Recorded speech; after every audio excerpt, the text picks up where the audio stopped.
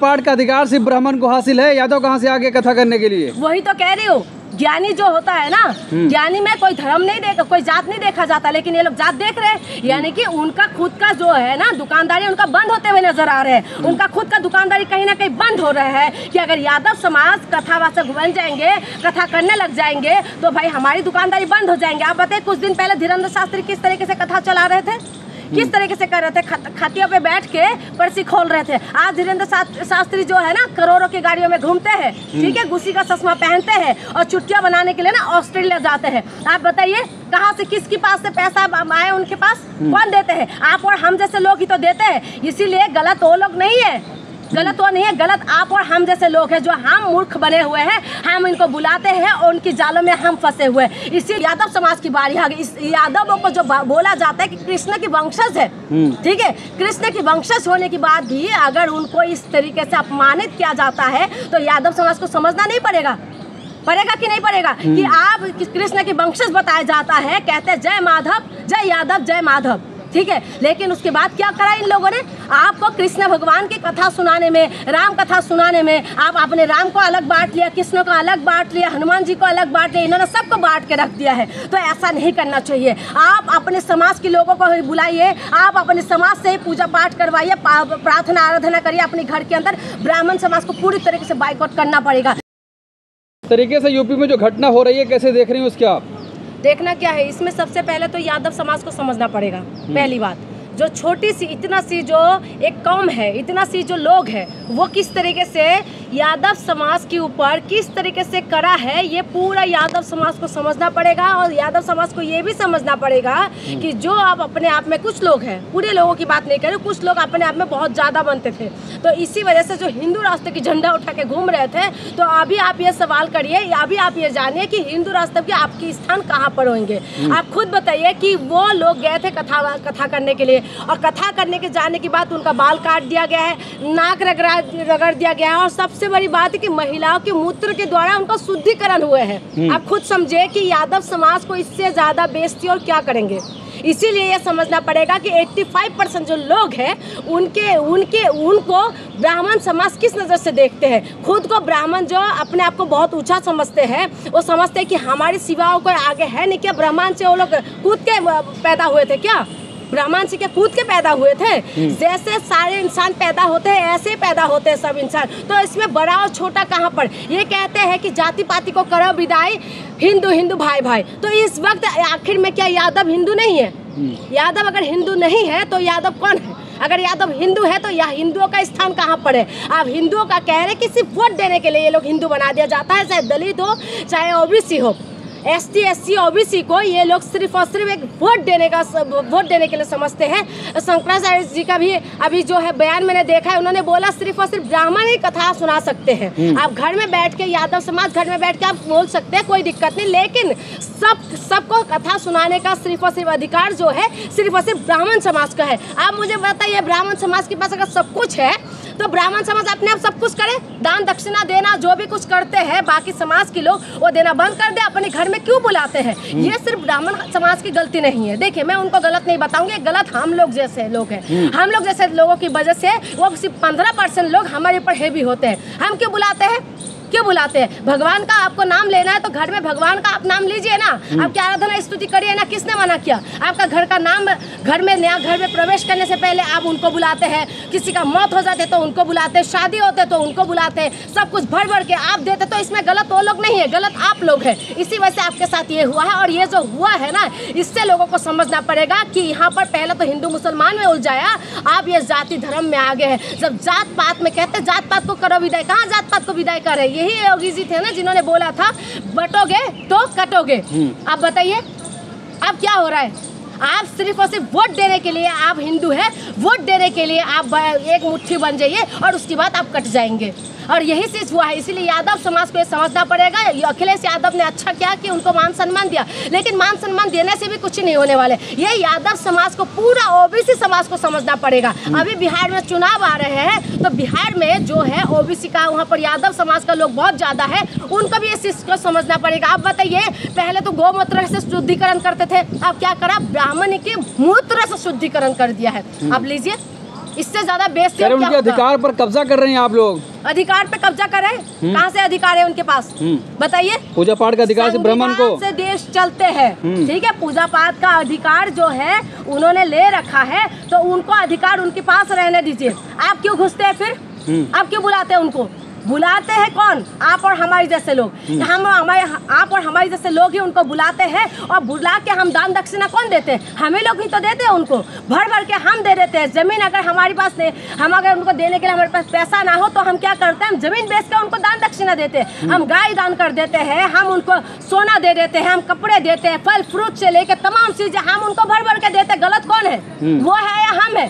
आप बताइए। मैं आसाम, मैं जहाँ से आती हूँ वहाँ पर मैं आपको बता, हमारी उसमें एक कहावत है, एक देव एक ख्यो एक बिना नायको, यानी कि एक ही देवता होता है, एक ही भगवान है, और एक का आप पूजा करो, उसके सिवा कोई नहीं है, और उसको मिलाने के लिए आपको बीच में किसी की जरूरत नहीं है। तो इसीलिए आप अपने समाज के लोगों से प्रार्थना करवाइए। आप अपने घर में जब नया घर लेते हैं, अपने समाज के लोगों को बुलाइए, प्रार्थना करवाइए, खत्म। उसके सिवा ब्राह्मणों को बुलाने की क्या जरूरत है? पूरी तरीके से जो है, आप बताइए कि 15% लोग पूरी तरीके से राज कर रहे हैं, और आप और हम मुंह देखते रह जाएंगे। दलित समाज के साथ अभी क्या हुआ उड़ीसा के अंदर, आपने देखा है? घास खिलाया, घुटनों पे बल उनको चलाया, घास खिलाने के लिए मजबूर कर दिया, गंदा पानी पिलाया। आप बताइए कि दलित समाज के लोगों को किस जानवर से भी गंदे हालत में उनको पहुंचा देते हैं। जानवर भी जो है, जानवरों को भी अच्छी तरीके से रखते हैं, लेकिन दलितों के स्थान उनकी मन में कहाँ पर है? अब यादव समाज की बात आप ले लीजिए, यानी कि यादव ओबीसी में आते हैं। ओबीसी के लिए उनकी मन में क्या है? आप खुद देख लीजिए।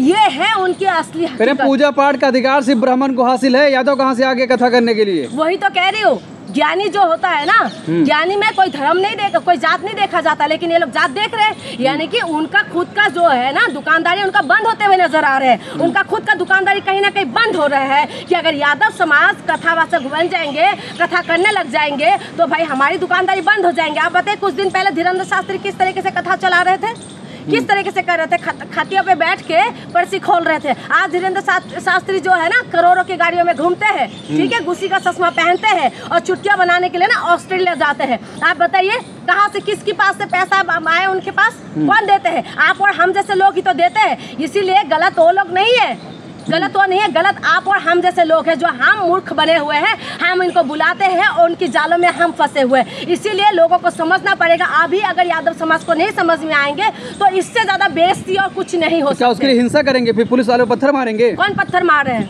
कौन मार रहे हैं पत्थर? बताइए। अपने हक और अधिकार के लिए अगर कोई आगे बढ़ रहे हैं तो इसे पत्थर मार रहे हैं कोई? ये लोग बस एक अफवाह फैलाने। अभी अपने टीवी में देख रहे होंगे किस तरीके से मीडिया में वो चल रहा है, हेडलाइन चल रहा है, जैसे कि अखिलेश यादव ने ही जातिवाद कर रहे हैं। ऐसे अखिलेश यादव को कटघरे में ला रहे हैं। आप बताइए गलती किसने किया? ठीक है, अगर उन्होंने जात छुपाया, जैसे बताया जा रहा है कि जात छुपाया, तो इन्वेस्टिगेशन करेंगे ना। तो आप इस तरीके से किसी एक समाज को, किसी समाज के व्यक्ति को इस तरीके से आप उनको वो करेंगे, बेइज्जती करवाएंगे कि जीने की ख्वाहिश ही खत्म हो जाए इंसानों के अंदर। आप बताइए, किसी आदमी का अगर बाल काट दिया जाए, किसी का अगर मूत्र के द्वारा उनका शुद्धिकरण कर दिया जाए, अगर नाक रगड़वा दिया जाए, इसके ज्यादा बेइज्जती और क्या करेंगे? अब क्या करेंगे इससे ज्यादा बेइज्जती?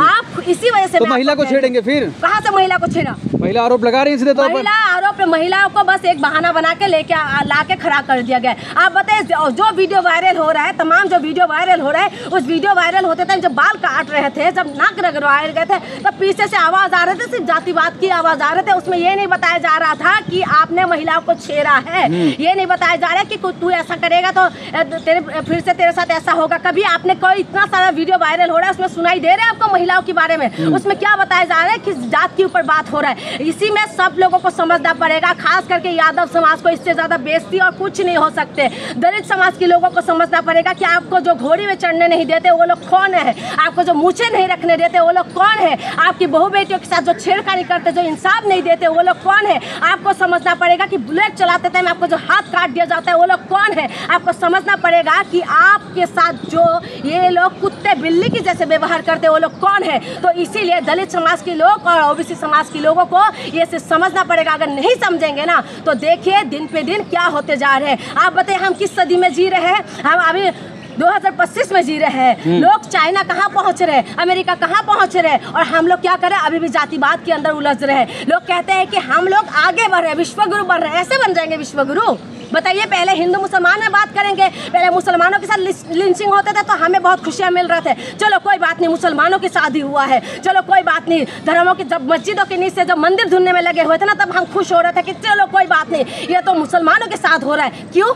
तब दलितों की बारी आई, अब ओबीसी की बारी आ गई, अब यादव समाज की बारी आ गई। इस यादवों को जो बोला जाता है कि कृष्ण की वंशज है, ठीक है, कृष्ण की वंशज होने के बाद भी अगर उनको इस तरीके से अपमानित किया जाता है तो यादव समाज को समझना नहीं पड़ेगा कि नहीं पड़ेगा कि आप कृष्ण की वंशज बताया जाता है, कहते हैं जय माधव, जय यादव, जय माधव, ठीक है। लेकिन उसके बाद क्या करा इन लोगों ने? आपको कृष्ण भगवान की कथा सुनाने में, राम कथा सुनाने में, आप अपने राम को अलग बांट लिया, कृष्ण को अलग बांट लिया, हनुमान जी को अलग बांट लिया, इन्होंने सबको बांट के रख दिया है। तो ऐसा नहीं करना चाहिए। आप अपने समाज के लोगों को बुलाइए, आप अपने समाज से पूजा पाठ करवाइए, प्रार्थना आराधना करिए अपने घर के अंदर। ब्राह्मण समाज को पूरी तरीके से बाइकआउट करना पड़ेगा, क्योंकि 15% है सिर्फ वो लोग, सिर्फ 15% है, सिर्फ 15%, 85% के ऊपर हैवी पड़ रहा है। बताइए, माइनॉरिटीज को ये बात समझना पड़ेगा, खास करके दलित और ओबीसी को अगर समझ में नहीं आएंगे तो आपका अकल ऐसे ही ठिकाने लगाते रहेंगे और आपको ऐसे ही कुत्ते बिल्ली की जैसे समझते रहेंगे और ऐसे ही आपको जो है महिलाओं की मूत्र के द्वारा आपको जो शुद्धिकरण करते रहेंगे, नाक रगड़वाते रहेंगे और आप ऐसे लज्जित होते रहेंगे। अभी भी टाइम है कि सुधर जाए, क्योंकि यादव समाज खास करके जो है यादव लोग यूपी और बिहार में बहुत ज़्यादा है और इसीलिए अगर आपको समझ में नहीं आएंगे तो मुझे लगता है कि इसके बाद अगर समझ में नहीं आए तो इससे ज़्यादा अपमान और कुछ हो नहीं सकते।